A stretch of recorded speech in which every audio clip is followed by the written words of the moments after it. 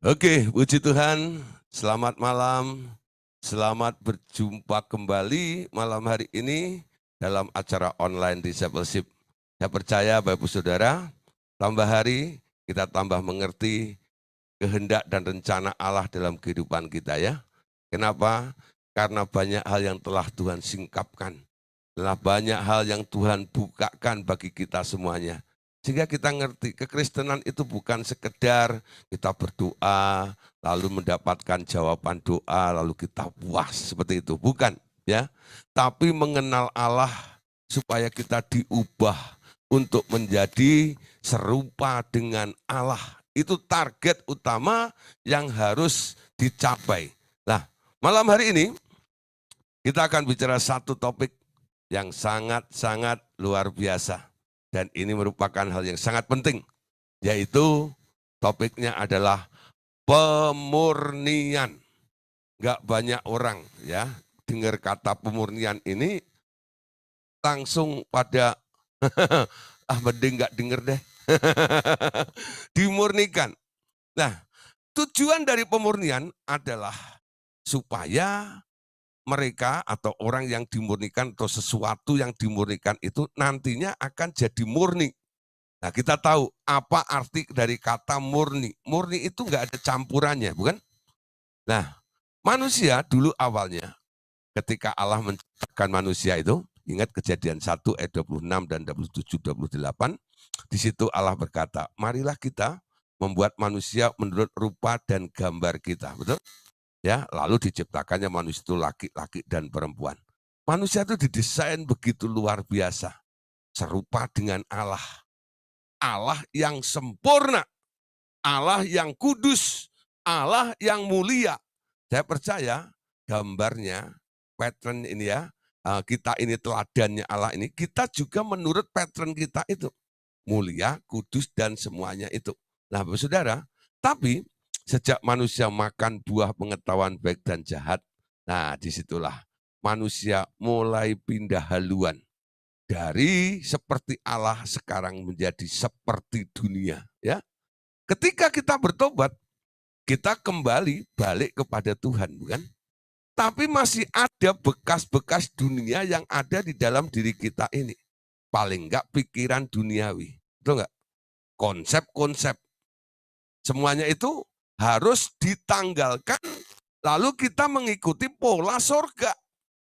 Bagaimana Allah berpikir, bagaimana Allah melihat, bagaimana Allah mendengar, bagaimana Allah berbicara, bagaimana Allah bereaksi.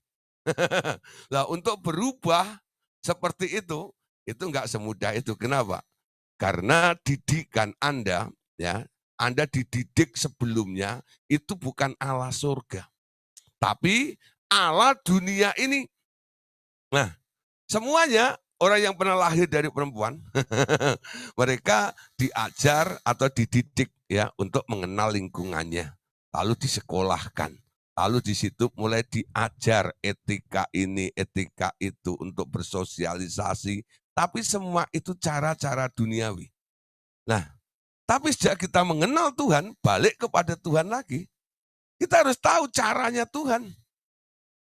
Ya, itulah sebabnya harus ada sesuatu yang dibuang supaya kita jadi murni lagi. Amin. Nah, oleh sebab itu, bagaimana supaya kita dimurnikan? Kita harus masuk ke satu tempat, dan tempat yang saya sebutkan ini saya percaya Bapak Ibu Saudara tidak akan suka. Ya, apa itu? Ya, tempat itu adalah namanya di sini disebut dapur peleburan. Ya, dapur peleburan. Siapa suka? Apa itu dapur peleburan? Dapur peleburan itu sebenarnya sebuah tempat, betul nggak ya? Di situ ada bara api yang begitu panas luar biasa. Semua bara yang dimasukkan ke situ pasti kepanasan, ya. Ini tempat yang nggak enak. Dapur peleburan. Jadi Tuhan menyediakan satu tempat area di mana orang-orang yang akan dimurnikan ini harus masuk namanya dapur peleburan. Ya, kalau Anda masuk dapurnya McDonald gitu enak ya, ya. Isinya makanan-makanan semuanya, ya. Masuk dapurnya KFC, enak, ada nggak ya? Masuk dapurnya Hokben, enak.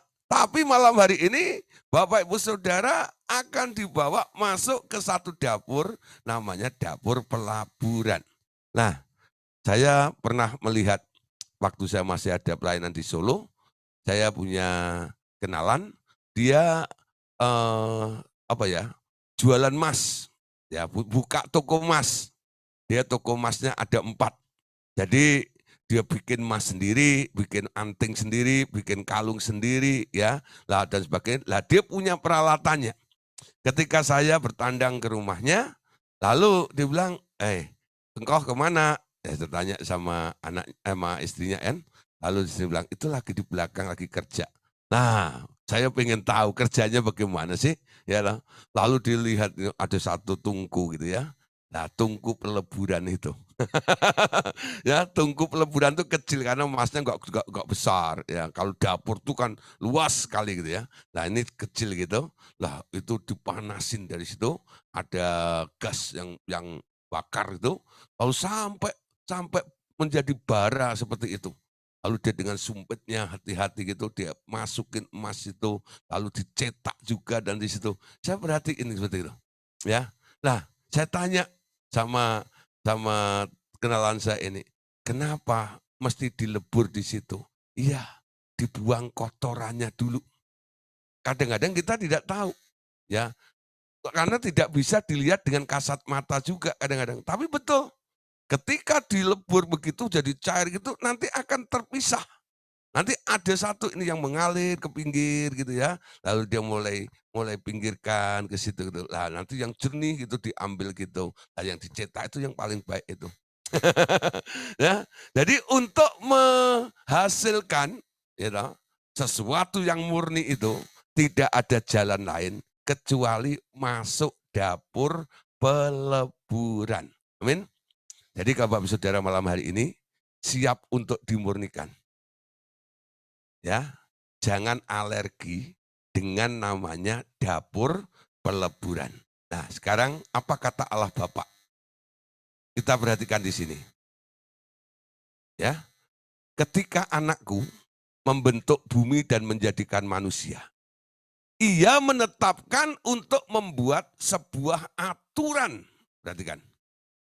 Yakni bahwa demi untuk mencapai kesempurnaannya, manusia harus mengalami penderitaan. Perhatikan ya. Jadi dapur peleburan itu kata lainnya adalah penderitaan. Nah, siapa yang mau menderita sekarang? Menderita karena apa dulu? Ya, nggak semua penderitaan itu buruk, saudara. Ternyata penderitaan itu juga merupakan sarana yang digunakan oleh Allah untuk meningkatkan kualitas di dalam kehidupan kita. Jadi kalau datang Anda mengalami sebuah penderitaan, Anda harus cermati dulu. Jangan buru-buru lari, jangan buru-buru tolak itu penderitaan.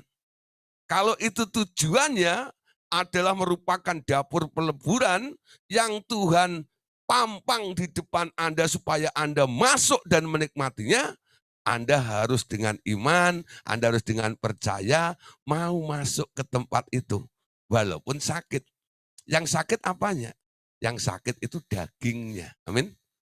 Yang sakit itu dagingnya.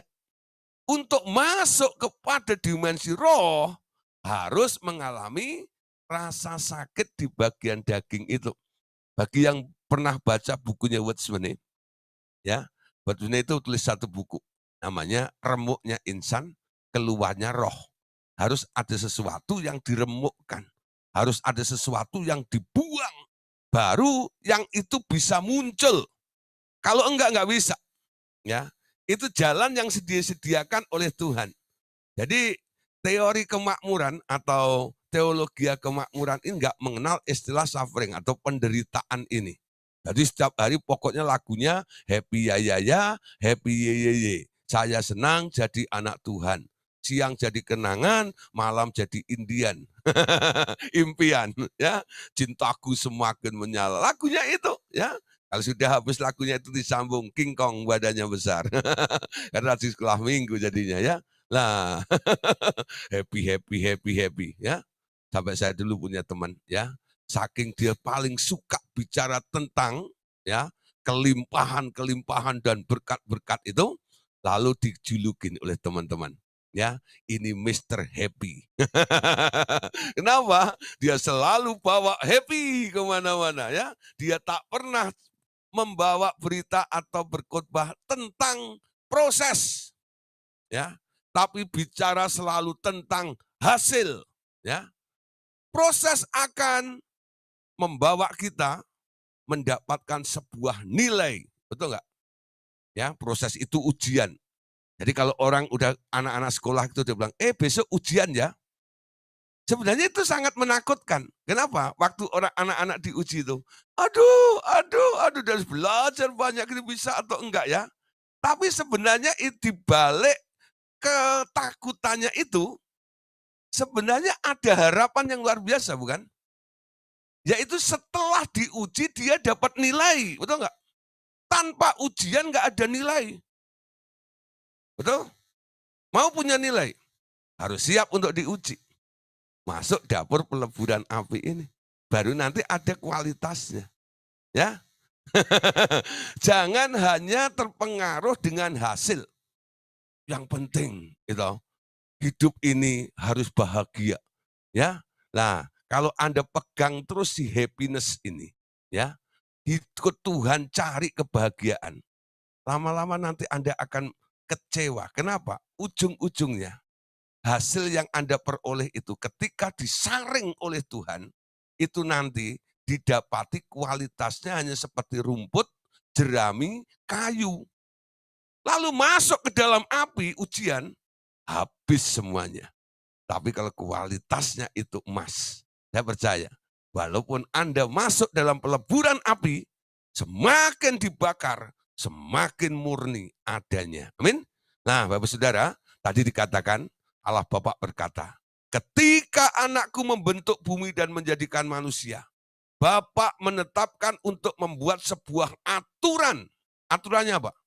Yakni bahwa demi untuk mencapai sebuah kesempurnaan, manusia harus mengalami penderitaan. Amin. Nah, jangan kaget ya. Malam hari ini saya bicara tentang penderitaan. Nah, melalui tes kesukaran, mereka akan memperlihatkan segala sesuatu yang terkandung di dalam hati mereka.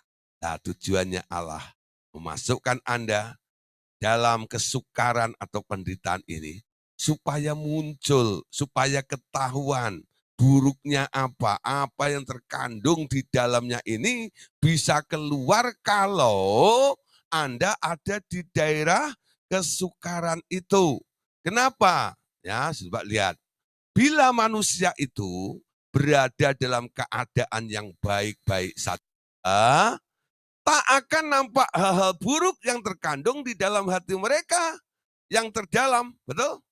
Nah, jadi kalau orang lagi semuanya keadaannya lancar, keadaannya baik-baik, Anda nggak bisa melihat isi hatinya. Orang itu bisa dilihat isi hatinya ketika dia sedang mengalami sebuah persoalan.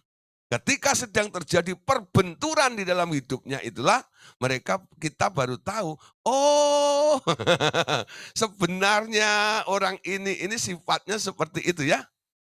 Nah, jadi jangan melihat orang itu ketika dia lagi kaya, lagi happy, lagi dapat arisan dan sebagainya. Jangan ya. Coba ketika masalah menimpa dalam kehidupannya. Ketika sahabat-sahabatnya mulai meninggalkan dia, ketika dia sedang digosipkan oleh banyak orang, ketika dia sedang ya mungkin ya banyak mengalami perkara-perkara buruk, mungkin ya ada penyakit, ada masalah kekurangan dan sebagainya. Lalu reaksinya apa? Itulah sifat asli sejatinya dari orang tersebut. Kalau dalam keadaan happy, orang-orang itu bisa menutupi semua apa yang buruk di dalam dirinya dengan kondisi happy-nya tersebut. Makanya tadi dikatakan oleh Allah Bapa, ya, bila manusia itu berada dalam keadaan yang baik saja, tak akan nampak hal-hal yang buruk terkandung di dalam hati mereka. Ya, kenapa? Karena dia selalu senyum Pepsodent.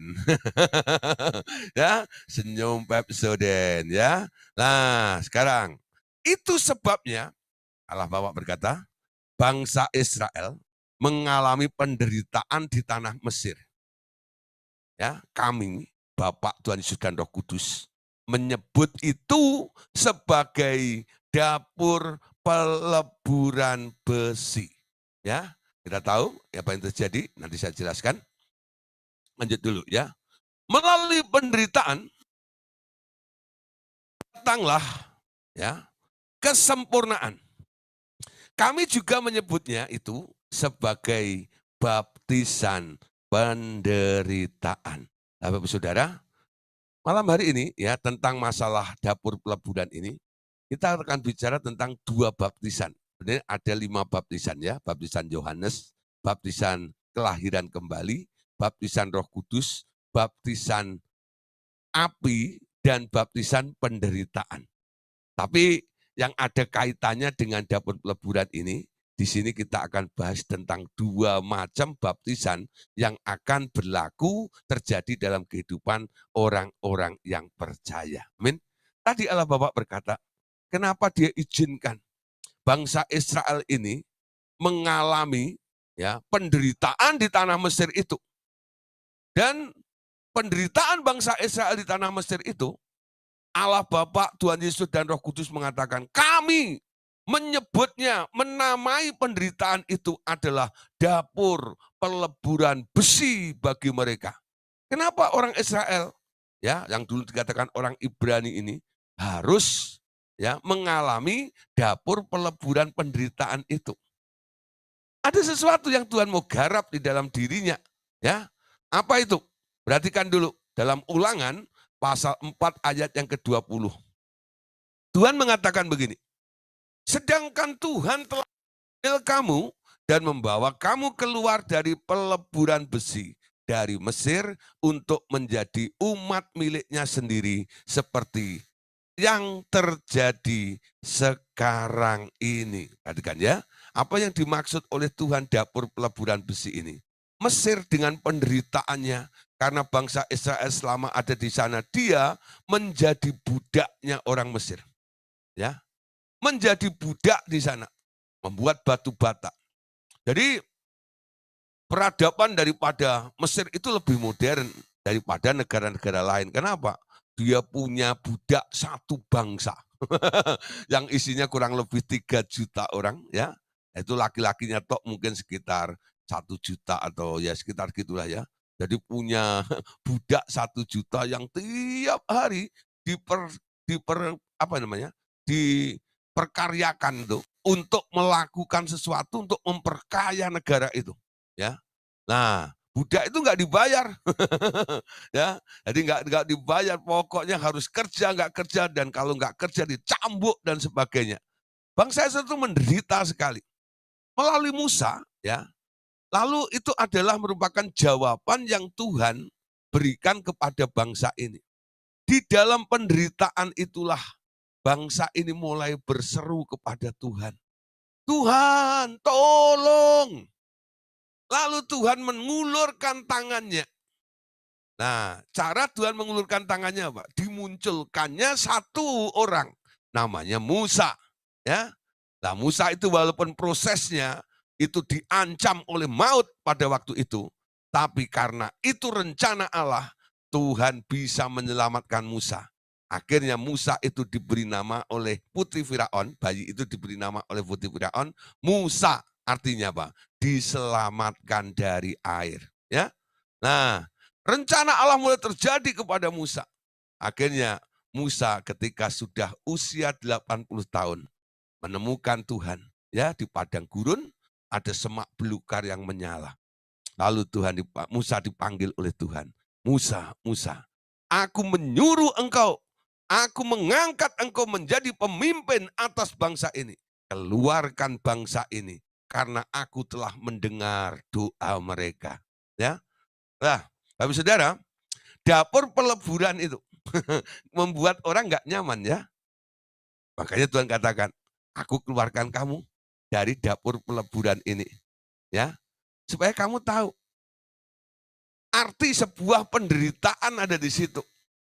Kalau bangsa Israel itu di Mesir tidak jadi budak, saya percaya ketika Musa mengajak untuk keluar masuk ke tanah perjanjian, mau nggak kira-kira? Ya nggak mau. Kenapa? Gua di sini sudah enak, betul nggak? Ya, tapi karena kondisinya di situ menjadi budak, dianiaya. Lalu Musa memberitahu kepada bangsa Israel ini, tanah yang dijanjikan oleh Tuhan itu adalah melimpah dengan susu dan madu.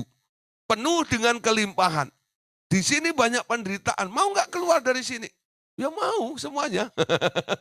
Ya, nah saudara, memang Mesir ya merupakan apa tadi dikatakan dapur peleburan bagi bangsa Israel saat itu.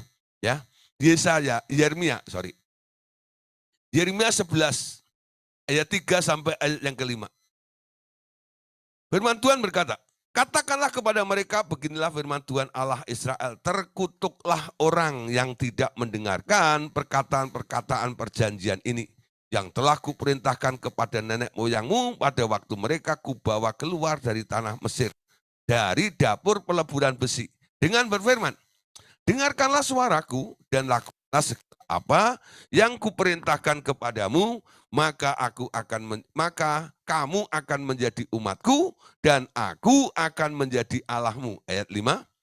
Sehingga aku dapat menepati sumpah yang telah kuikrarkan kepada nenek moyangmu untuk memberikan kepada mereka tanah yang berlimpah-limpah susu dan madunya, seperti halnya pada waktu ini. Lalu jawabku, begitulah hendaknya ya Tuhan. Ya, jadi janji Tuhan untuk mengeluarkan bangsa ini masuk ke tanah perjanjian. Tuhan katakan, tanah yang aku berikan itu nanti adalah tanah yang penuh dengan susu dan madu. Tapi kita lihat saudara, proses itu terus berjalan. Bukan berarti ketika bangsa ini sudah keluar dari Mesir, dari penderitaan yang di Mesir, jadi budak di Mesir, lalu setelah dipimpin oleh Musa, lalu keadaannya penuh dengan kelimpahan gitu. Oh enggak, berarti kan dalam Ulangan pasal 8 ayat yang kedua, firman Tuhan berkata begini, ingatlah kepada seluruh perjalanan yang kau lakukan atas kehendak Tuhan. Ya, jadi perjalanan bangsa Israel itu atas kehendak Tuhan. Nah, apa yang perlu diingat di sini? Ingatlah kepada seluruh perjalanan yang kau lakukan atas kehendak Tuhan Allahmu di padang gurun selama 40 tahun ini. Dengan maksud merendahkan hatimu dan mencobai engkau untuk mengetahui apa yang ada di dalam hatimu, yakni apakah engkau berpegang pada perintahnya atau tidak. Nah, sekali perhatiin ya. Jadi kondisi di padang gurun pun ternyata nggak melimpah banget. Namun padang gurun semuanya serba minim. Ya, serba minim. Nah, disinilah sebenarnya Tuhan, ingat apa yang aku kerjakan ketika di padang gurun itu. Aku berikan semuanya serba pas. Gak kurang sih, enggak. Ya, cukup semuanya. Tapi manusia itu kadang-kadang maunya kan lebih, betul enggak ya? Nah, di sini pemeliharaan nih, Allah ini kadang-kadang serba pas seperti itu.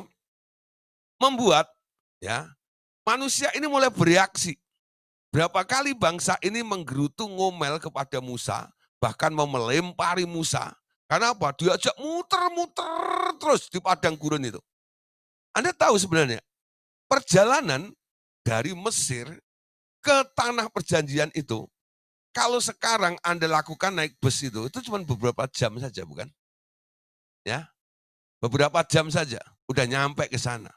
Nah, kalau mereka harus jalan kaki nih, dengan membawa ternak ini dan ternak itu, mungkin diperkirakan hanya sekitar 40 hari saja. Tapi kenapa bisa sampai menjadi 40 tahun diputar ke situ? Nah, apakah itu negeri dari Mesir ke Israel itu, ya, itu terlalu jauh? Tidak sama sekali. Jauh sebenarnya. Tapi kenapa membutuhkan waktu sampai 40 tahun seperti itu? Progres, ada proses yang Tuhan sedang lakukan, sedang kerjakan untuk bangsa ini. Kenapa? Tuhan mau tahu isi hatinya itu apa. Ya, betul. Ketika diberikan sesuatu yang sedikit kurang saja, bangsa ini mulai ngomel dengan Musa. Musa, aku di sini engkau buat kelaparan seperti ini. Kenapa engkau keluarkan aku dari Mesir itu? Di Mesir itu walaupun status kami adalah budak, tapi makan masih enak. Di sini kami tidak menemukan bawang pre. You know? Sekarang bawang bombay. Nah, buat martabak. Ya lah. Di sini nggak ada bawang pre. Ya, gitu. Di sini nggak ada daging. You know? Tiap hari yang datang mana lagi. Makanya ada mangga mana lagi. Ya. Mana. Ya. Bosan. Ya. Sampai akhirnya Musa berdoa pada Tuhan. Tuhan, bangsa ini ngomel, minta daging, dikirim daging puyuh, saudara. Puyuh, begitu banyak di situ. Mereka makan dengan rakusnya. Bahkan ada yang sampai kesedak mati gara-gara makan itu. Karena apa? Mulutnya penuh dengan burung itu, daging itu. Ya, rakusnya luar biasa. Ya, Tuhan ditantang oleh mereka. Ya, di situ Tuhan cuma ketawa. Oh, aku tahu sekarang. Ya, awalnya ketika diajak keluar ini, menyeberang sungai Yordan, haleluya. Wow, gitu ya. Mana-mana Tuhan panggil, SOS pun aku oke. Gitu ya. Wow, nggak apa-apa. Wah, ajak pelayanan gini, mau, segala macam. Orang kadang begitu ya. Panggilan dia mau menikmati seperti itu. Tapi kadang-kadang setelah ada di dalam ministry, dalam pelayanan, dalam perjalanan yang dikehendaki oleh Tuhan itu, hatimu akan diuji oleh Tuhan. Kenapa? Kadang-kadang Tuhan nggak kasih kompensasinya. Tuhan, aku sudah lakukan banyak untuk engkau. Kenapa engkau tidak memberkati saya? Begitu ya. Pernah nggak berpikir seperti itu? Jujur, saudara. Saya pernah berpikir seperti itu. Ya, saya pernah berpikir seperti itu. Lalu Tuhan tegur, dengar ya. Nah, sekarang aku tahu, kamu melayani aku kan pengen upah. Dibukakan. Ya, ya, terus aku jujur dengan Tuhan. Ya gimana lagi, saya kan nggak kerja sekuler, saya kan hamba Tuhan full time. Nah, gitu ya.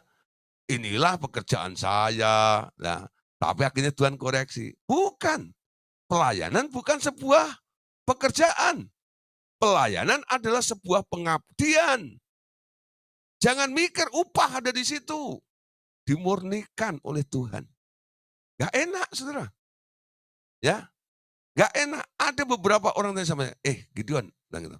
Kamu ada di kelompok ini, nah, revival terutama itu. Kamu digaji berapa?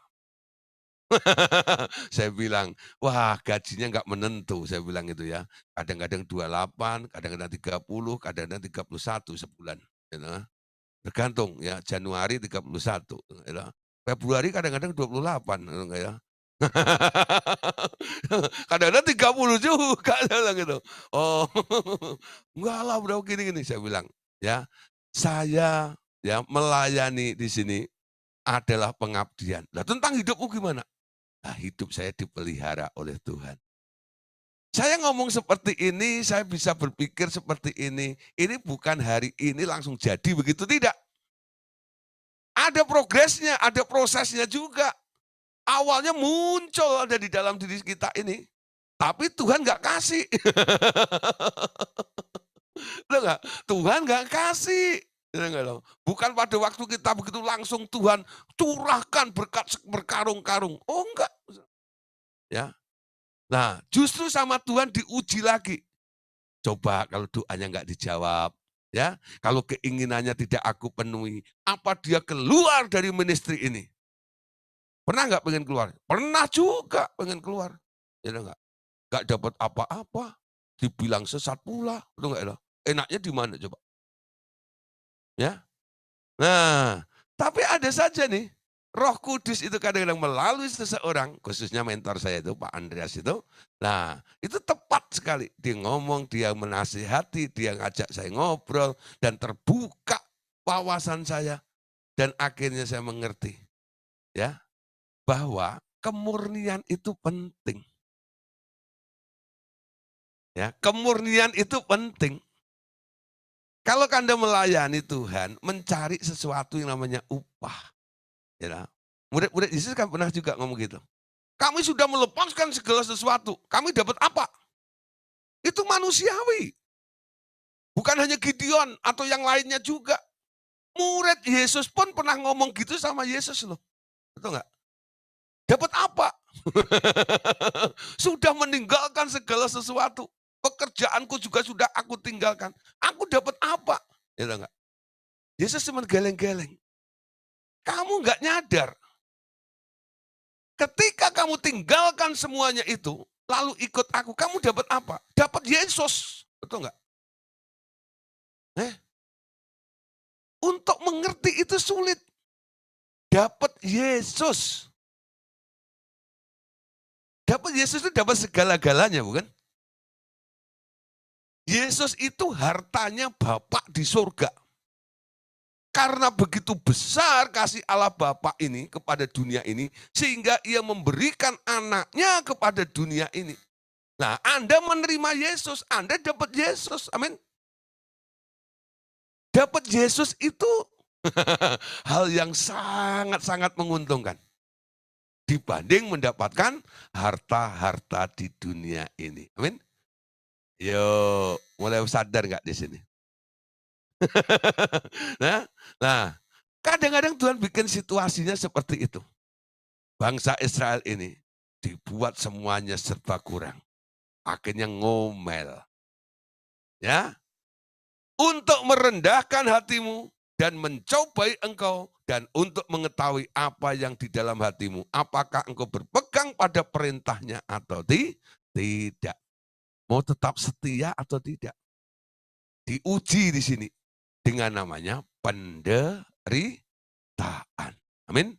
Nah, Bapak Saudara, baptisan penderitaan kadang-kadang diizinkan terjadi dalam kehidupan kita atau kita alami. Kenapa? Baptisan penderitaan selalu berbicara tentang ujian. Baptisan penderitaan selalu berbicara tentang kemurnian seseorang. Melalui penderitaan, ya, dikeluarkan semua ketidakmurnian yang tersimpan di dalam karakter yang tersembunyi di dalam manusia itu. Amin. Nah, mau dibersihkan Tuhan, masuk ke dalam baptisan penderitaan. Amin. Masuk dalam baptisan penderitaan. Nanti karakter Anda akan mulai diubahkan oleh Tuhan. Ya. Nah, lanjut. Karakter dasar yang dibawa dari keturunan dari ayah, ibu, dan kakek nenek moyangnya sering tidak nampak karena adanya pendidikan di dunia. Tersembunyi karena sopan santun, etika yang diajarkan di dalam keluarga atau di sekolah. Tetapi pada saat kritis nanti akan meledak keluar biasanya, ya. Nah, Saudara, kita perhatikan. Jadi ada faktor atau hal-hal yang masih terbungkus Terbungkus dengan apa? Terbungkus dengan etika. Karena Anda diajarin sopan santun gitu ya. Ya, jangan marah sembarangan. Tapi Anda tetap pengen marah sebenarnya. Betul nggak? Hatimu pengen marah, tapi Anda nggak marah. Sebenarnya Anda marah nggak? Coba saya perhatikan ya, kalimat saya ini. Hatimu bergejolak, pengen marah, tapi mulutmu nggak marah. Anda nggak banting-banting, gitu juga enggak. Anda nggak tunjuk-tunjuk orang enggak. Tapi di sini ada, ih, gitu. Ada marah nggak? Benar. Marah juga. Cuma marah yang nggak keluar tuh. Ya, itu seperti sekam gitu ya. Itu ada beberapa orang dulu, teman saya itu pernah kakinya itu sampai sampai kebakar gitu ya. Gara-gara, sore-sore begitu ya. Lah itu waktu kecil itu di kampung itu kan kadang-kadang nggak pakai sendal gitu ya. Lari sana lari sini gitu. Lah ada sekam ya, sekam itu, di apa namanya, ditumpuk gitu ya, ditaruh di pinggir itu. Lah terus kelihatannya sih nggak ada apa-apanya gitu. Dia injak itu, nggak taunya dalamnya itu sebenarnya api gitu. Gitu. Aduh, waktu kakinya masuk ke situ, langsung wah gitu ya, kita bongkar gitu. Memang dia bakar sekam itu tapi bukan dari luar. Dia bakarnya dari dalam, lalu ditimbun lagi dengan sekam segitu. Nah, yang ada cuman asap aja gitu. Cuman karena sore nggak kelihatan asapnya. Dia lari, dia injak, kakinya masuk ke dalam, kena sekam yang sudah menyala itu.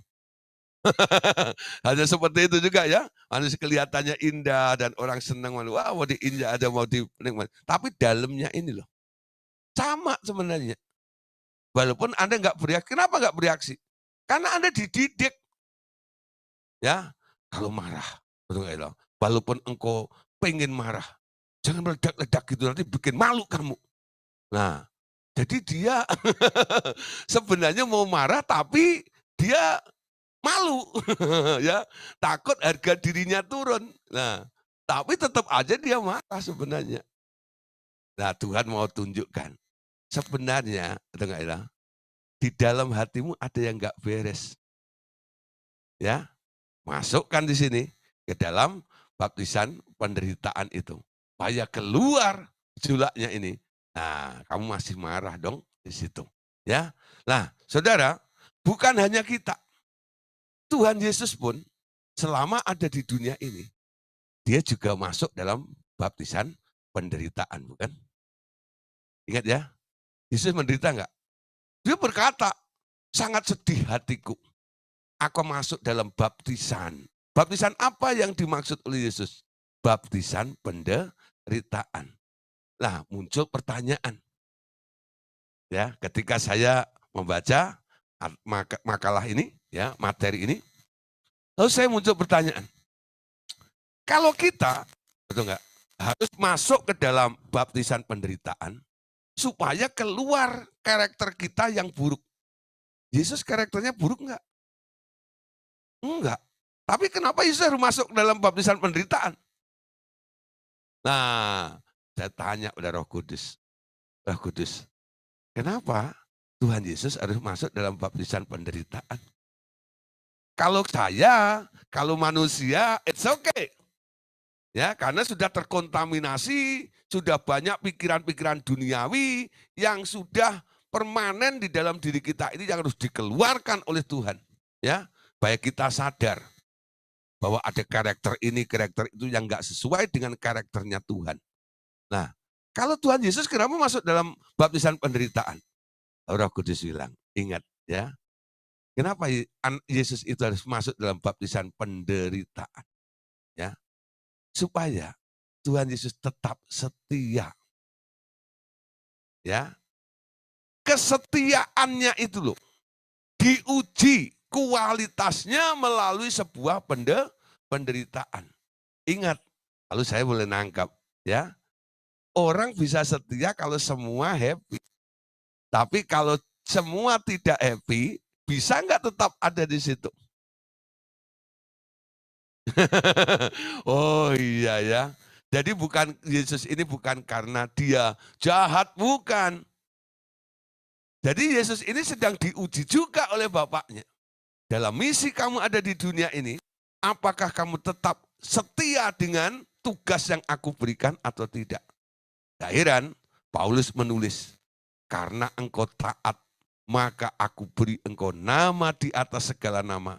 Setiap lutut bertelut dan setiap lidah mengaku, Yesus adalah Tuhan. Wow. Jadi Yesus diuji supaya terbukti ketaatannya.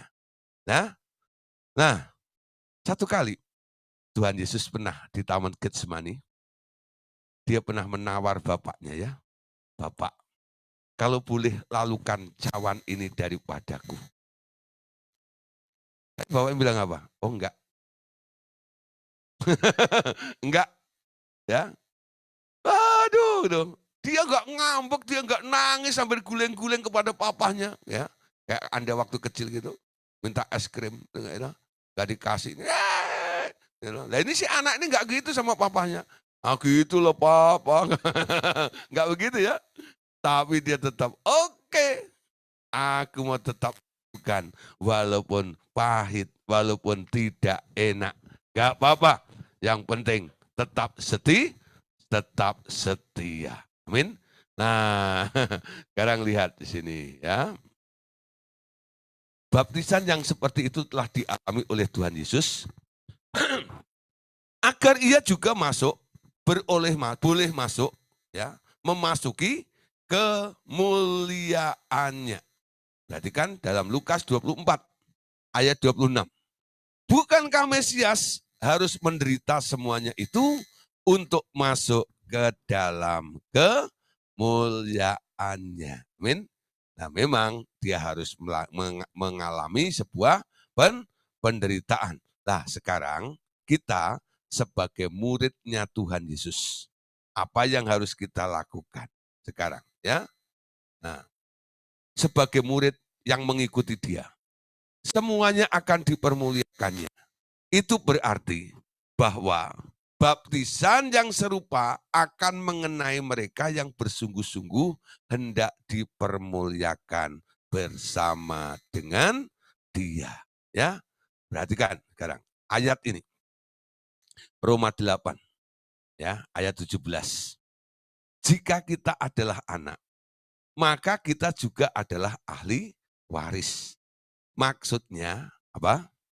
Orang-orang yang berhak menerima janji Allah yang akan menerimanya bersama-sama dengan Kristus, yaitu jika kita menderita bersama-sama dengan Dia, supaya kita juga dipermuliakan bersama-sama dengan Dia. Ya, nah ini sama dengan apa yang dikatakan pada dalam ayat yang ke-28 ya. Kita tahu bahwa Allah turut bekerja dalam segala perkara untuk mendatangkan kebaikan bagi orang-orang yang mengasihinya, yang dipanggil sesuai dengan rencananya. Ya, nah, yang dipanggilnya, yang dipilihnya, dan yang akan dimuliakannya juga. Jadi sebenarnya kita ini adalah kandidat orang yang akan, makhluk yang akan dimuliakan oleh Allah. Diubah menjadi serupa dengan dia juga. Tapi jalannya cuma satu. Jalannya adalah namanya penderitaan. Yesus perintis, ya, dia masuk ke dalam kemuliaan itu dengan satu kendaraan namanya penderitaan itu. Gak heran, Paulus tulis dalam Roma 8 ayat 17 tadi katakan, ya, yaitu jika kita menderita bersama-sama dengan dia supaya kita juga dipermuliakan bersama-sama dengan dia. Mau jadi sama seperti Yesus yang dimuliakan? Kalau Anda mau, Anda juga harus mau ikut menderita bersama-sama dengan dengan Tuhan Yesus juga. Amin. Jangan ambil enaknya toh, ya. Tuhan, ya biar hanya engkau saja yang menderita. Aku nggak perlu menderita. Aku terima hasilnya saja. Hasil dari penderitaanmu itu. Nggak bisa, saudara. Ya, nah, ayat ini tadi berkata, ya, jika kita adalah anak, maka kita juga adalah ahli waris. Maksudnya orang-orang yang berhak menerima janji-janji Allah yang akan menerimanya bersama dengan Kristus. Didudukkan bersama dengan Kristus, punya hak yang sama dengan Kristus juga. Yaitu jika kita mau menderita bersama dengan Dia. Bukan menderita karena Anda salah. Bukan menderita karena Anda jahat.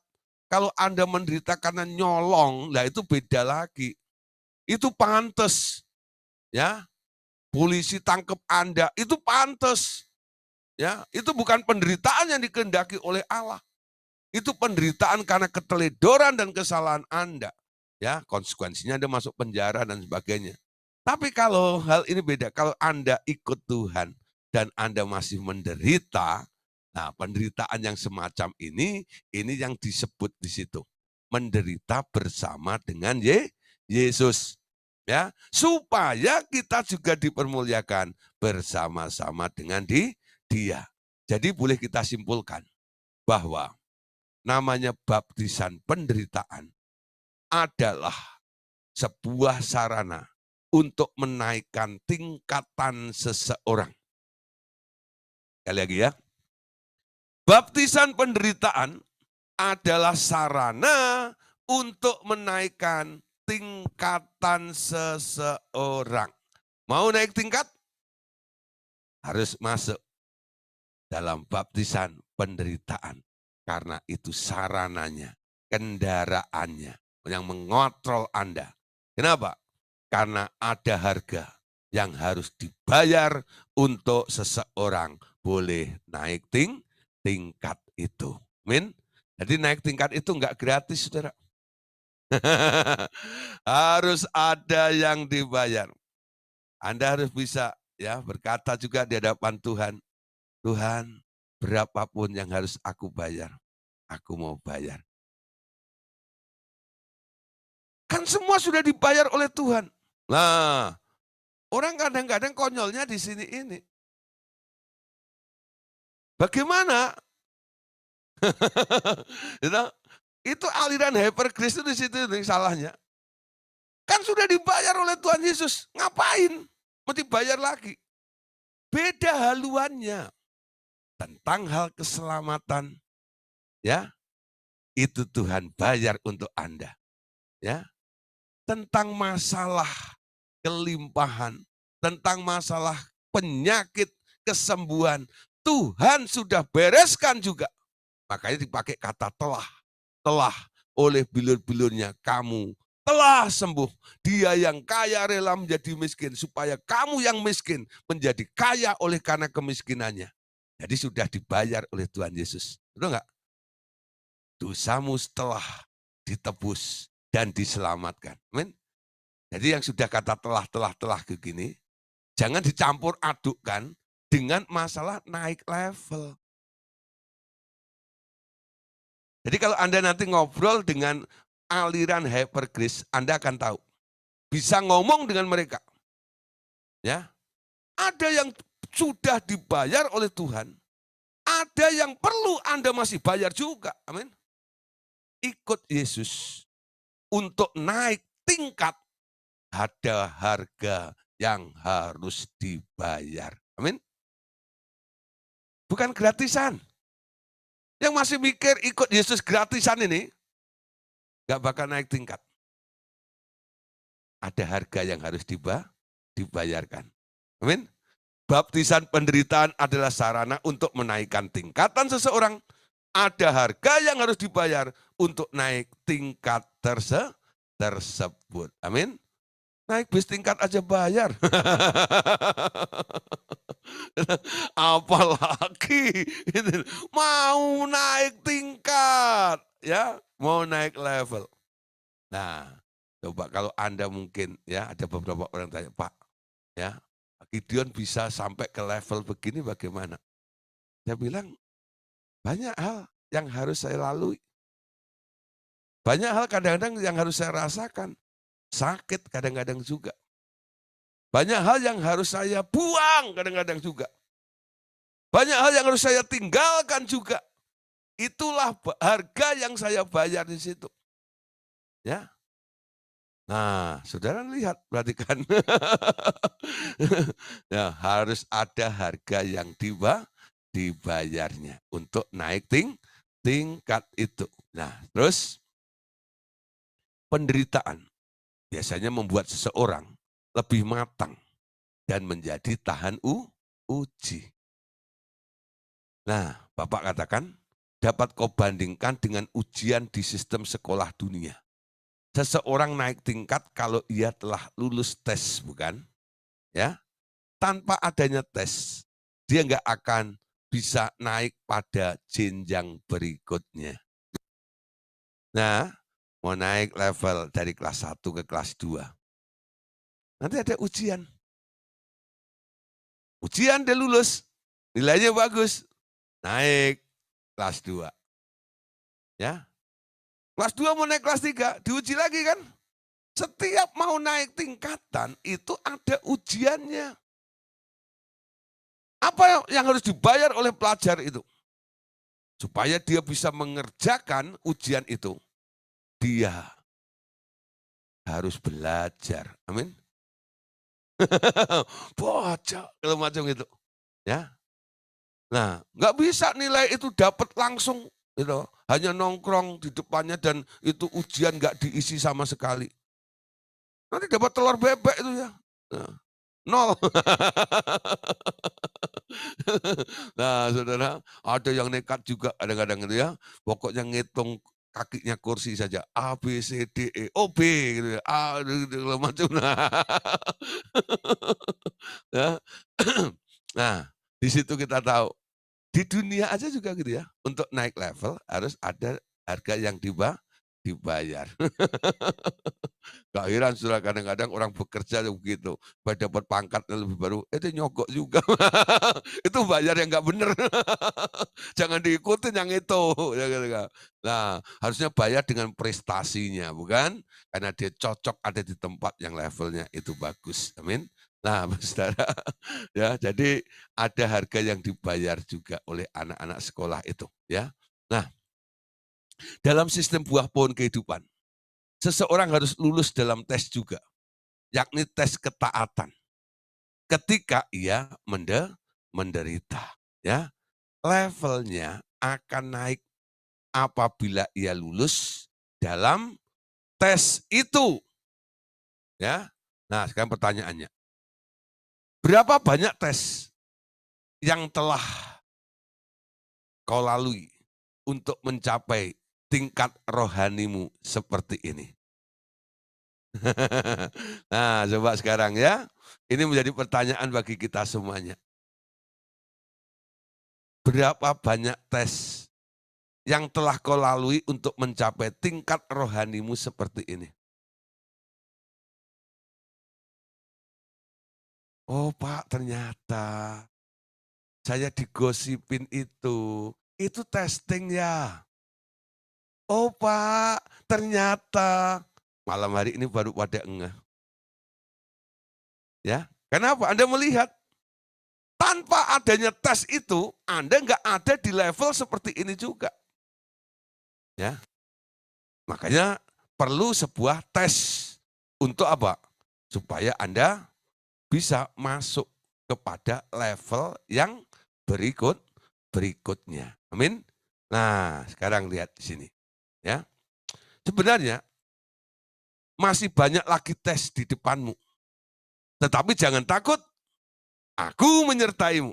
Tuhan Yesus bilang ya, walaupun tesnya susah, ada Tuhan Yesus yang juga akan menyertai dalam kehidupan kita.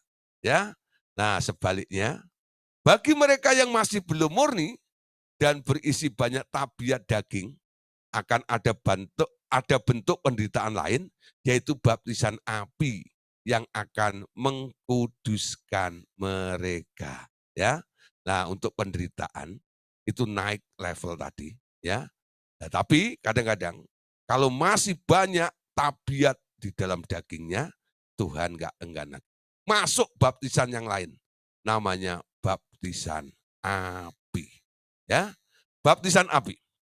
Engkau tahu bahwa setiap orang harus digarami dengan api. Setiap orang. Kalau tidak mau digarami dengan api di neraka, engkau harus memiliki garam di dalam dirimu. Ya, di dalam dirimu. Perhatikan. Orang yang hendak menjadi seorang imam, orang tersebut terikat kepadaku dengan perjanjian garam. Ya, jadi imam ini ya terikat dengan perjanjian garam. Nah, ingat ya, apa itu perjanjian garam? Ya, berarti kan Bilangan 18 ayat 19. Ini ayatnya. Segala persembahan khusus, yakni persembahan kudus yang dipersembahkan orang Israel kepada Tuhan, aku berikan kepadamu dan kepada anakmu laki-laki dan perempuan bersama-sama dengan engkau. Itulah suatu ketetapan untuk selama-lamanya. Itulah suatu perjanjian garam untuk selama-lamanya di hadapan Tuhan bagimu serta bagi keturunanmu.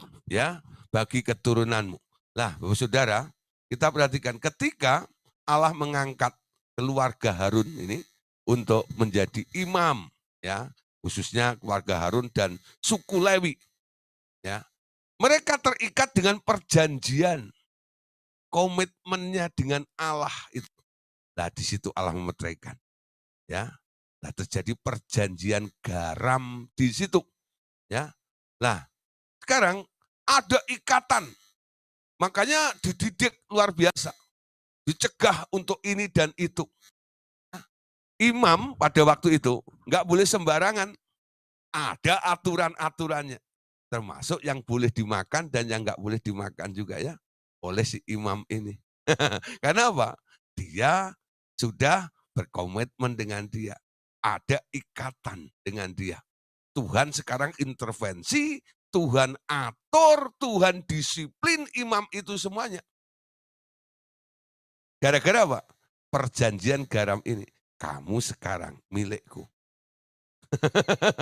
Ya. Nah, sekarang kalau orang nggak mau digaramin ya di dunia ini, nanti akan digarami dengan api di neraka tadi dikatakan ya. Nah, sekarang di dalam masa perjanjian baru itu berarti harus digarami dengan api. Ya. Mereka selalu harus mempunyai api di dalam diri mereka. Engkau masih ingat apa artinya memiliki garam? Apa artinya? Ya, Markus 9 ayat 47 sampai ayat 50. Jika matamu menyebabkan engkau berdosa, cungkilah karena lebih baik engkau masuk ke dalam kerajaan Allah dengan bermata satu daripada dengan bermata dua campakkan ke dalam neraka, di mana ulat-ulatnya tidak mati dan api tidak terpadamkan. Ayat 49. Karena setiap orang akan digarami dengan api. Karena setiap orang akan digarami dengan api. Garam memang baik, tetapi jika garam menjadi hambar, dengan apakah kamu mengasinkannya? Hendaklah kamu selalu mempunyai garam di dalam dirimu dan berdamai seorang dengan yang lain. Ya, perhatikan di sini, hendaklah kamu selalu mempunyai garam dalam dirimu dan hidup berdamai dengan orang lain. Harus ada urapan api di dalam dirimu. Semua pelayanku harus mempunyai ya urapan api di dalam diri mereka. Nah, pada awalnya baptisan api diberikan dari surga, turun kepada murid-murid, sesudah itu tinggal di dalam mereka sebagai urapan api ya, sebagai urapan api. Nah, perhatikan ayat ini. Matius 3 ayat 11. Aku membaptis kamu dengan air sebagai tanda pertobatan. Tetapi ia yang datang kemudian daripadaku lebih berkuasa daripadaku dan aku tidak layak melepaskan kasutnya. Ia akan membaptis kamu dengan Roh Kudus dan dengan api. Jadi orang yang dibaptis Tuhan Yesus dengan Roh Kudus, nanti otomatis akan juga dibaptis oleh Tuhan Yesus dengan api juga. Ya, dengan api juga. Nah, nanti kita akan lihat tujuan daripada baptisan api itu apa.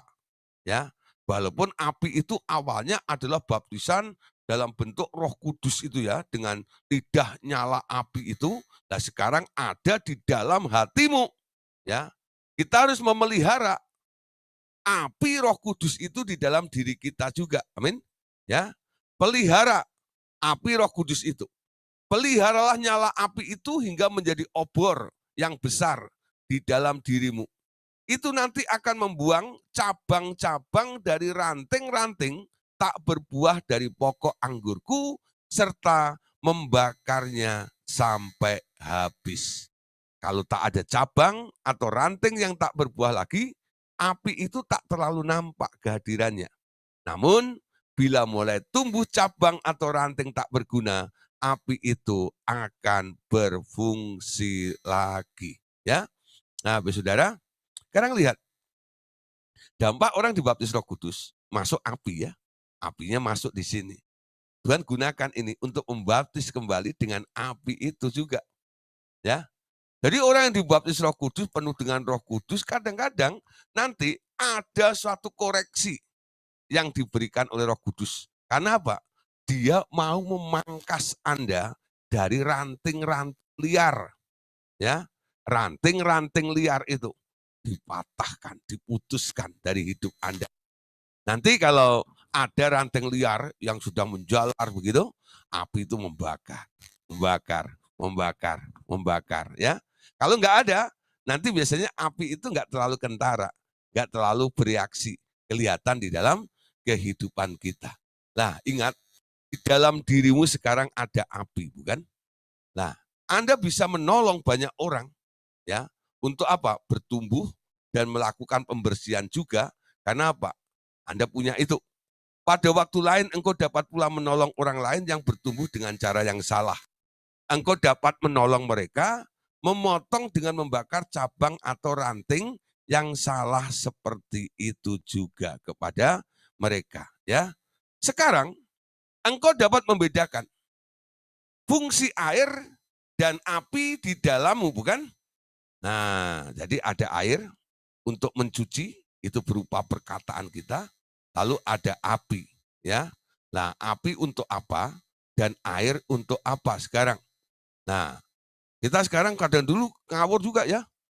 Api untuk bakar setan. Sekarang nggak boleh lagi.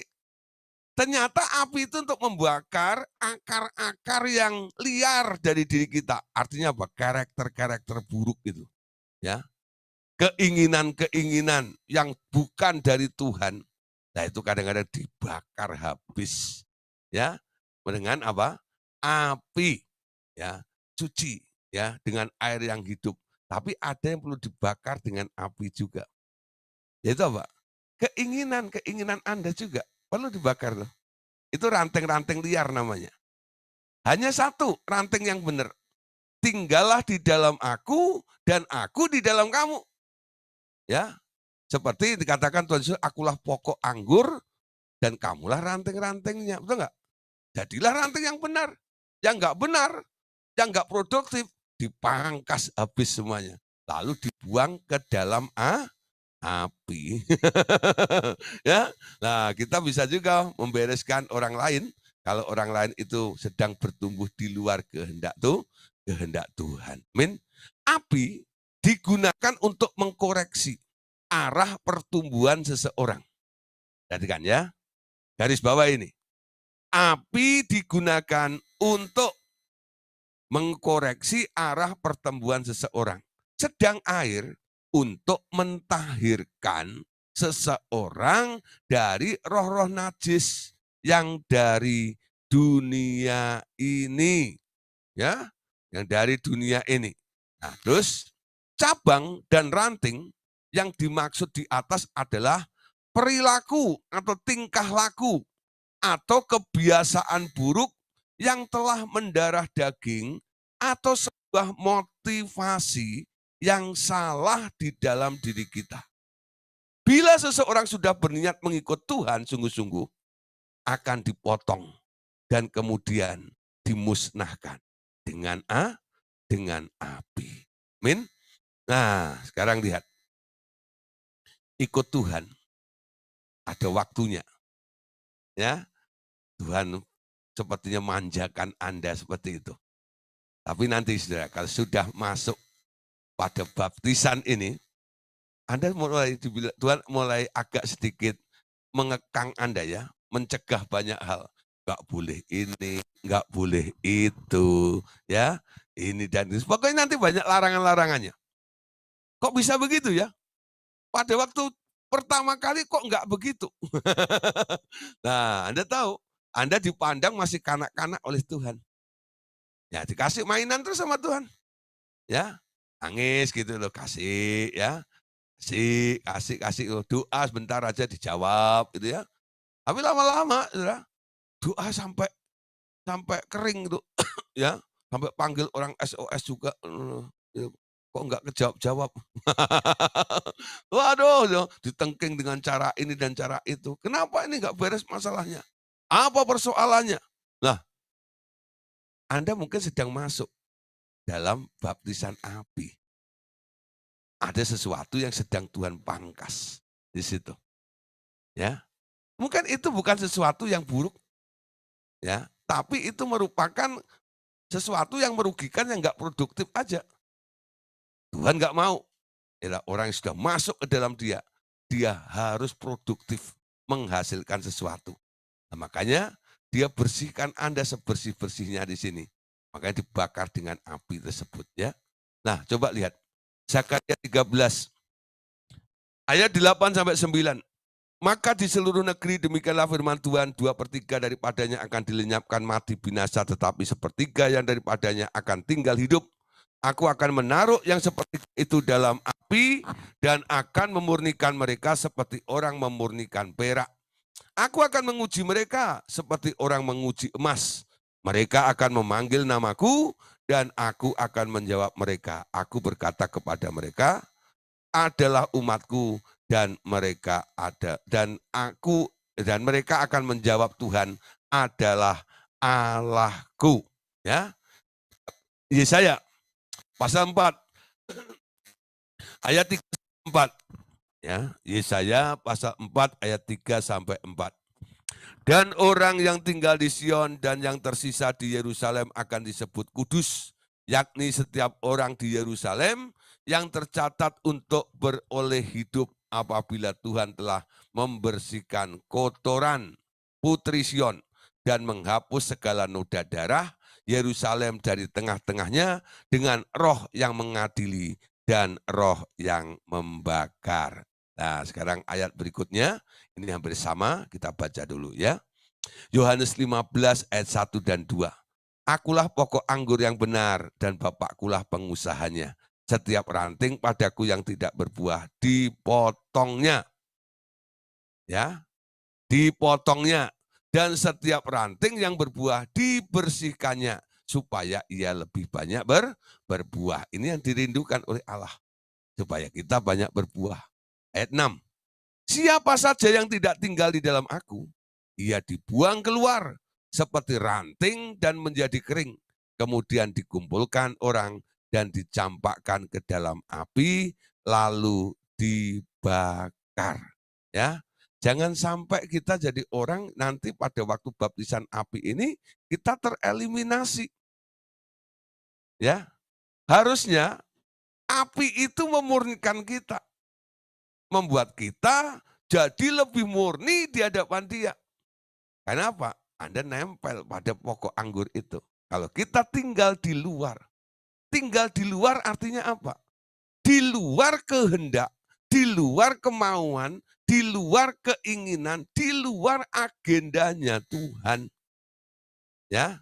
Nah, orang-orang seperti ini nanti Tuhan izinkan mengalami sesuatu yang buruk di dalam dirinya. Nah, itu istilah kerennya adalah brokenness. Istilah brokenness adalah keadaan ketika seseorang dipotong oleh Bapa, atau dalam istilah lain di ayat Matius tadi dikatakan dicungkil satu matanya. Ya, dipotong menurut kitab Yohanes tadi, menurut kitab Matius tadi katakan dicungkil satu matanya dengan suatu tujuan agar ia diselamatkan dari kebinasaan kekal. Ya, kok bisa gitu gimana sih Pak? Nah, jangan bingung. Bapak bilang begini, aku memakai kedua cara itu, baik api lalu air, untuk memperoleh kemurnian setinggi-tingginya dari hidup setiap orang yang percaya agar nantinya layak untuk membawa ke kemuliaanku. Lalu bagaimana dua hal ini beroperasi atau melakukan pembersihan dalam hidup kita, baik api maupun air? Api akan membakar hidup seseorang, sehingga karakter-karakter tersembunyi di dalam orang itu dibersihkan sama sekali. Seperti pernah kau alami untuk membuat sifat-sifat kelicikan di dalam hatimu. Nah, itu perlu api membakar, ya. Nah, hal itu telah berlalu bagimu dan sekarang air yang hidup memancar di hatimu untuk memelihara kekudusanmu dan selanjutnya, ya. Tapi saudara, ada cerita ya, kenapa Pak Andreas ini ditegur oleh Tuhan seperti itu. Ternyata walaupun rohaninya luar biasa, pengetahuan firman-Nya dahsyat, ternyata di dalam hati Pak Andreas masih ada satu hati yang licik, ya. Nah, satu kali dibongkar oleh Roh Kudus. Ketika Pak Andreas itu sedang pelayanan di Jogja, ya lalu ada orang minta dilayani, setelah didoakan, dia bilang itu, saudaranya yang ada di mana, di Singapura ya, di Singapura itu, nah itu juga ngalami sakit atau apa saya lupa itu. Lalu terus Pak Andreas itu bilang gini, saya tanggal sekian ini mau ke Batam, lah bolehlah sekalian gitu ya. Lalu untuk doain saudaranya yang di Singapura itu.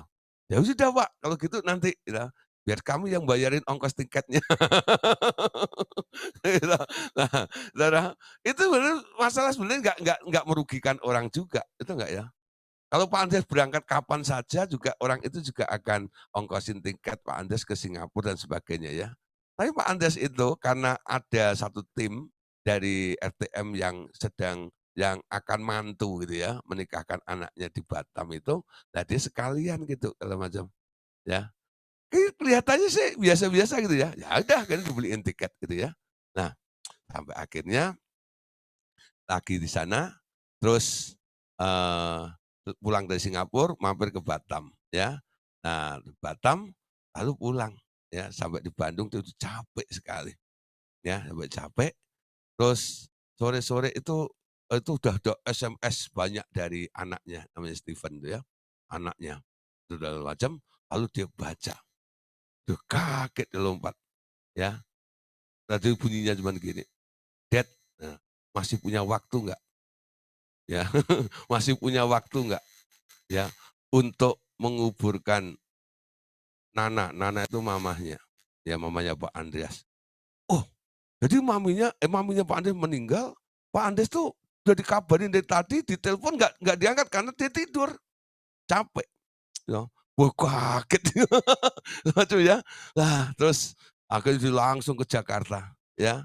Karena maminya itu di rumah anaknya yang di Jakarta, ya, cucunya berarti, cucunya maminya itu, lalu datang ke situ. Lalu saya juga dengar begitu Pak Andes datang, saya ketemu di rumah sakit, rumah duka, Gatot Subroto itu. Temenin juga, milih-milih peti sama Steven juga di situ. Nah setelah itu Pak Andes cerita, ya, ada satu yang ditegur oleh Tuhan, ya toh. Kenapa? Ya toh. Sepertinya banyak hal gitu ya, kok sampai akhirnya, ada yang meninggal seperti ini gitu ya. Nah terus lagi itu setelah itu kalau nggak salah anak angkatnya juga meninggal juga itu ya, berapa bulan kemudian gitu. Nah terus, Pak Andes ini merenungkan, lalu Roh Kudus memberitahu gitu, "Hatimu licik, hatimu licik," gitu kata.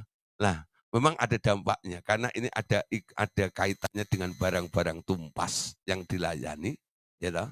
Nah, itu juga ada serangan baliknya ada di situ. Hati yang licik itu membuka celah,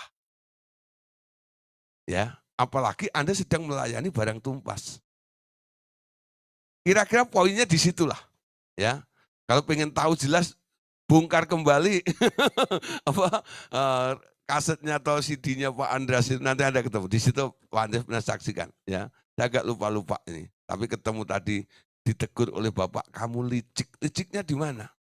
Pun tadi itu loh, masalah ongkos tiket ke Singapura itu loh.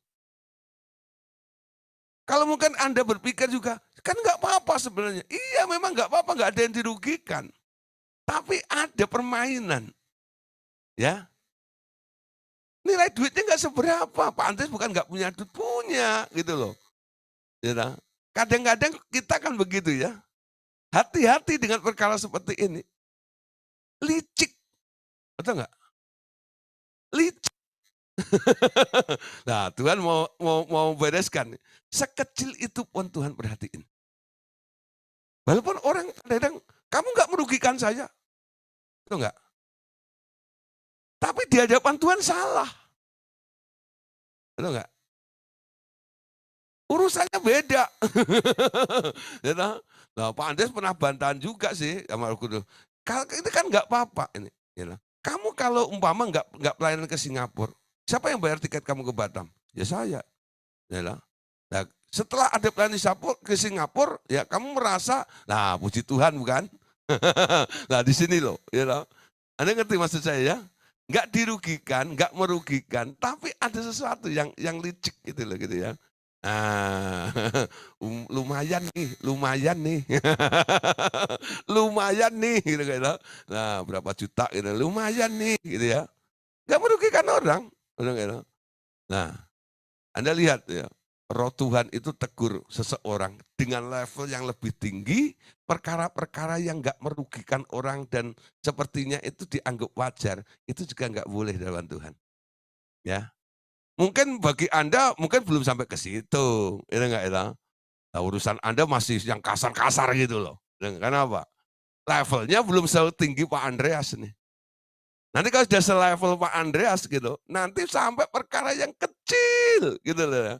Yang Anda anggap kemarin ini nggak apa-apa, Tuhan tetap urus dengan Anda. Nggak boleh gitu. Ya. Nah, itu namanya semakin level Anda semakin tinggi, ya, Tuhan bersihkannya semakin detail sampai yang kecil-kecil pun, ya, Dia akan bereskan dalam kehidupan Anda. Apa yang kecil? Kelicikan hati. Betul nggak? Bukan hanya sikap, bukan karena waktu Anda marah, bukan. Liciknya hatimu pun sudah menjadi perhatiannya Tuhan.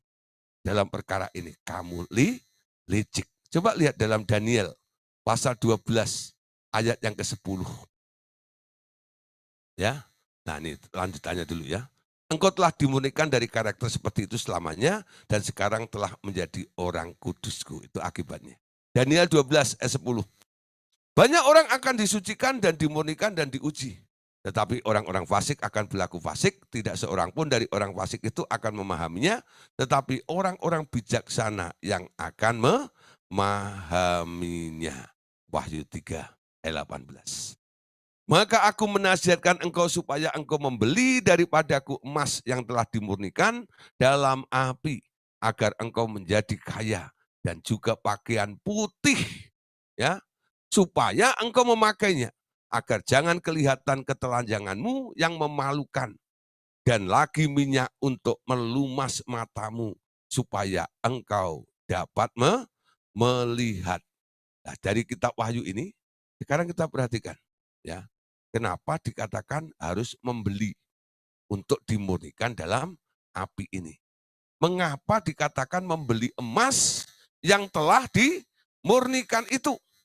Nah, karena memang ada harga yang harus dibayar untuk memperoleh hidup Yesus tersebut. Nah, di sini enggak ada gratisan, Saudara. Ya, seseorang yang dimurnikan sangat dihormati di surga. Terang mereka nanti akan menembus kegelapan, lebih dahsyat, bahkan lebih dalam, menembus hati orang lain. Nah, pesan daripada Bapak begini, peliharalah kemurnian dirimu dengan rajin. Jangan izinkan rubah-rubah kecil merusakkan kebun anggurku lagi. Ya, nah apa itu rubah-rubah kecil? Anda boleh cari di YouTube kami, saya pernah khotbah tentang rubah-rubah kecil juga. Ya, rubah kecil itu bicara tentang keinginan dalam diri Anda. Ya, saya belum sempat untuk mengkhotbahkan di Zoom ya, tapi nanti kalau ada waktu boleh. Tapi sudah pernah saya khotbahkan ada di YouTube ya. Nah, cari dulu lagi aja. Oke. Kidung Agung 2:15. Tangkaplah bagi kami rubah-rubah itu, rubah-rubah yang kecil yang merusak kebun-kebun anggur kami yang sedang berbunga. Ya. Nah, dosa-dosa kecil akan dianggap besar menurut ukuranmu sekarang. Jangan merengek atau gelisah. Aku tak mengizinkan bait suciku diterobos dengan ketidakmurnian itu. Ya, jadi dia tidak mau nih diterobos dengan hal seperti itu. Nah, oleh sebab itu, saudara, ya banyak hal yang akan dikoreksi oleh Tuhan. Nah, salah satunya ini yang dikoreksi dalam pelayanan kita. 1 Timotius 5:22, Roh Kudus mengingatkan perkara ini, janganlah engkau terburu-buru untuk menumpangkan tangan atas seseorang, ya. Nah, dan janganlah terbawa-bawa ke dalam dosa orang lain. Jagalah kemurnian dirimu. Jadi kenapa sekarang kita jarang impartasi? Tegur juga, ya, masalah penumpangan tangan itu membahayakan. Gak semua orang harus kamu tumpang tangan. Kecuali aku yang menyuruhnya. Kalau disuruh Tuhan tumpang tangan, tumpang tangan. Jadi Anda jangan jadi orang ramah sekarang. Rajin menjamah. Ya, wah dulu waktu zaman-zaman urapan ya, kalau udah habis khotbah saya ajak nyembah tuh, pengennya semua kepala kemogang. Tumpang tangan, tumpang tangan, tumpang tangan. Kalau perlu tumpang kaki gitu ya. Nah, tapi sekarang saya mulai mencegah. Satu kali saya bikin habis khotbah gitu, lalu WL-nya ngajak nyembah. Habis nyembah begitu, lah itu saya dipanggil ke atas lagi untuk mendoakan mereka. Wah, saudara, itu tangan saya itu sudah pengennya mau tumpang tangan mereka. Ya, tapi saya cegah, saya pegang saku celana saya ini, saya tahan seperti itu. Karena saya ingat pesan ini. Ya, kalau Tuhan yang suruh saya baru tumpang tangan. Ya, karena Tuhan bilang, Bapak bilang begini, kalau aku nggak suruh kamu tumpang tangan, nanti bukan blessing yang akan datang. Bukan kesembuhan yang akan terjadi. Bisa-bisa maut atau kematian yang akan terjadi. Keadaannya bukan tambah baik. Mungkin bisa tambah buruk karena kamu yang tumpang tangan. Oh ya, kenapa? Karena transfer sesuatu yang bukan dari aku. Yang mengalir dari dirimu, yang belum tentu itu benar. Oh gitu ya? Nah jadi sekarang penumpangan tangan ini baik ditumpangi atau menumpangi itu jangan gegabah. Dulu saya paling gemar kalau ada hamba Tuhan yang hebat, urapannya kenceng, hikmatnya luar biasa, beken, terkenal dan sebagainya, saya sodorkan kepala saya supaya ketularan dia. Ayo, sodorin kepala saya. Ya. Nah, ayo urapin saya. Ya, tapi sekarang enggak. Saya mau sedot langsung dari Tuhan, enggak dari hamba Tuhan. Amin. Hasil hubungan kita dengan Tuhan, itulah yang menentukan nanti. Bukan karena impartasi sesuatu dari orang lain. Amin. Nah mulai ini, maka jangan Anda bertanya-tanya, kenapa di RTM ini kok jarang ada impartasi kayak dulu lagi ya. Nah karena apa? Diingatkan juga hal penumpangan tangan ini. Ya jangan gegabah. Nah kemurnian iman dan pekerjaan. Nah kita tuntaskan ya tentang masalah kemurnian ini. Iman juga akan diuji dan dimurnikan melalui berbagai-bagai pencobaan. Bahkan imanmu itu disempurnakan melalui berbagai masalah dan kesukaran. Ya. 1 Petrus 1 ayat 6 sampai 7. Bergembiralah akan hal itu sekalipun sekarang ini kamu seketika harus berduka cita oleh berbagai-bagai pencobaan. Maksudnya supaya semuanya itu ialah untuk membuktikan kemurnian imanmu yang jauh lebih tinggi nilainya daripada emas yang fana, yang diuji kemurnian dengan api sehingga kamu memperoleh puji-pujian dan kemuliaan dan kehormatan pada hari Yesus Kristus menyatakan dirinya kelak.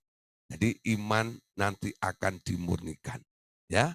Nah, Yakobus 2 ayat 22. Kamu lihat bahwa iman bekerja sama dengan perbuatannya. Dan oleh perbuatan-perbuatan itu imanmu menjadi sempurna. Bagaimana menyempurnakan iman? Nah, ingat ya, iman itu bekerja sama dengan perbuatan. Perbuatan apa? Perbuatan apa yang menjadikan imanmu sempurna itu? Perbuatan apa kira-kira? Perbuatan yang Anda lakukan sesuai dengan apa yang Tuhan mau Anda kerjakan. Ya. Jadi waktu kita menghadapi persoalan nih contoh, ya, umpama masalah utang aja nih, ya, hutang. Anda berpikir ya, pengen cari utangan. Siapa yang bisa tolong saya?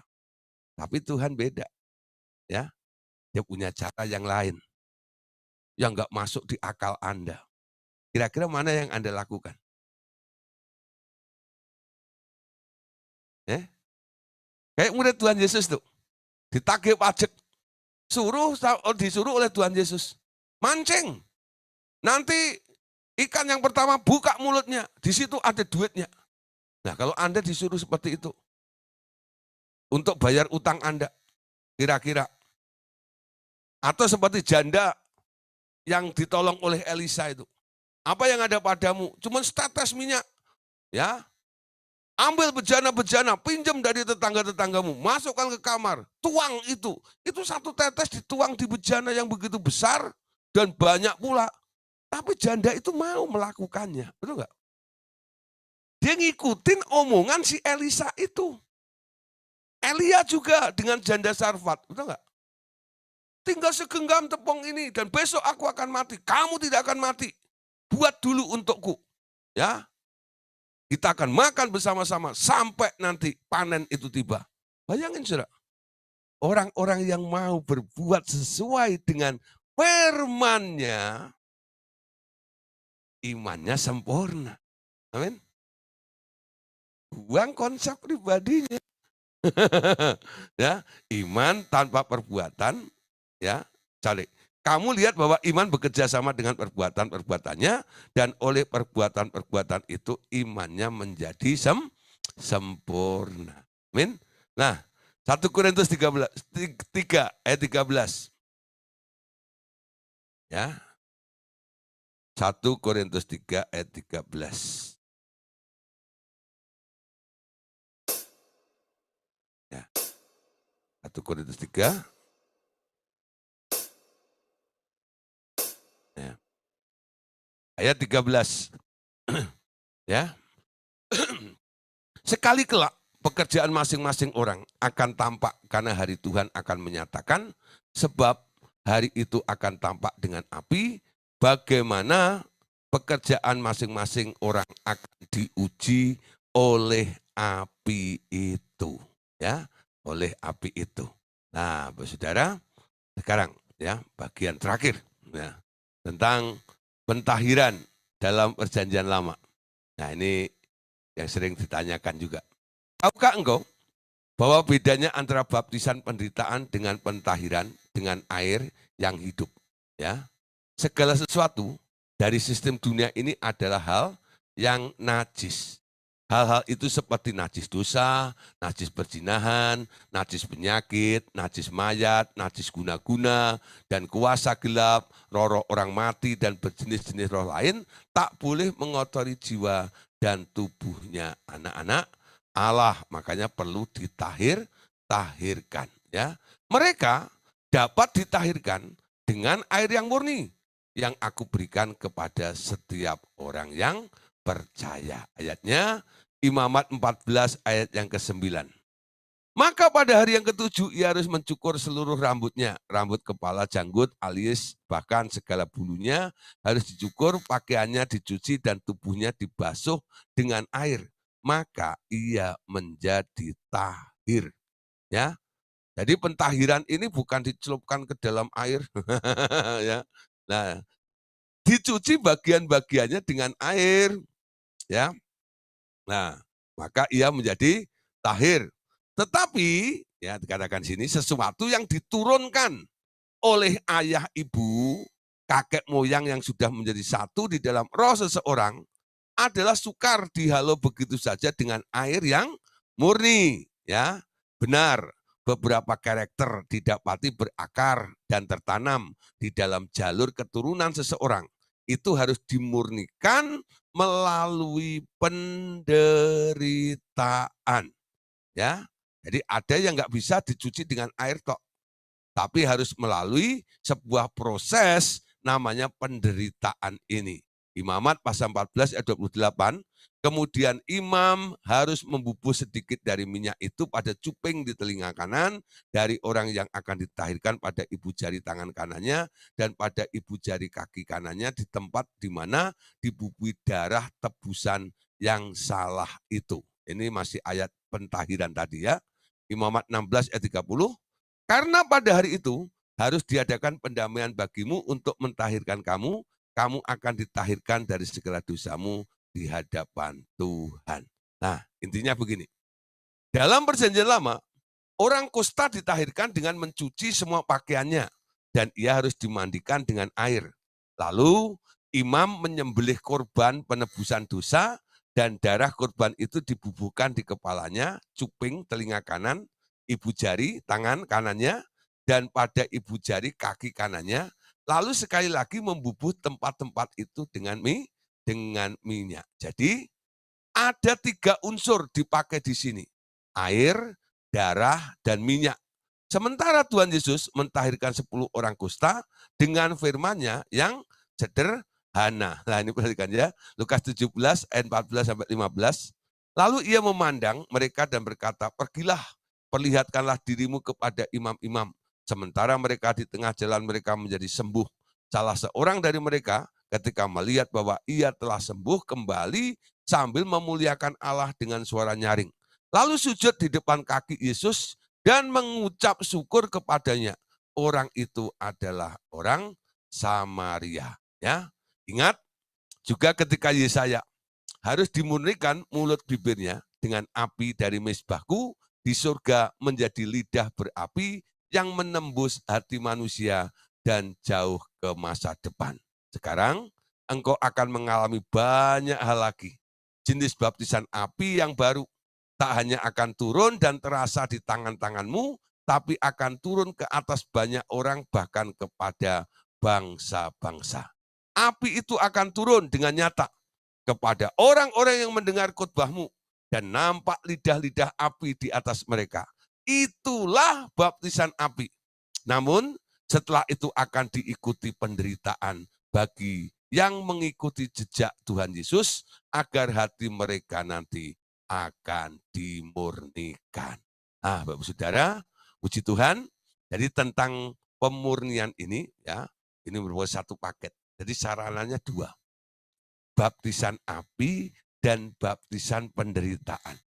Dua-duanya akan membereskan, membersihkan kita semuanya sehingga kita dimurnikan di dalam Dia, ya. Saya percaya, ya. Hari ini mulai akan terjadi proses itu. Mungkin brokenness akan terjadi. Penderitaan akan ada di dalam kehidupan kita. Tapi jangan terus Anda lari dari itu. Terima aja, ya. Tuhan, aku tahu ini proses untuk saya naik level, untuk masuk dalam kemuliaan itu. Seperti Yesus dimuliakan dan dia dimurnikan terus, kita pun juga lebih lagi ya diubah menjadi serupa dengan dia. Amin. Puji Tuhan ya. Ah, puji Tuhan, hari ini sudah selesai tentang pemurnian. Memang saya buat satu paket karena memang nggak bisa dipisah. Ya, karena ini baptis api dan penderitaan itu sesuatu yang bekerja sama sebenarnya. Sama-sama nggak enak. Beda dengan dibaptis Roh Kudus. Baptis Roh Kudus enak ya, dapat urapan. Tapi dibaptis api dan dibaptis dengan penderitaan itu nggak enak, ya. Tapi hasilnya wow, Anda mulia dan Anda semakin diubah menjadi serupa dengan Tuhan. Amin. Oke, Tuhan Yesus memberkati kita semuanya. Amin.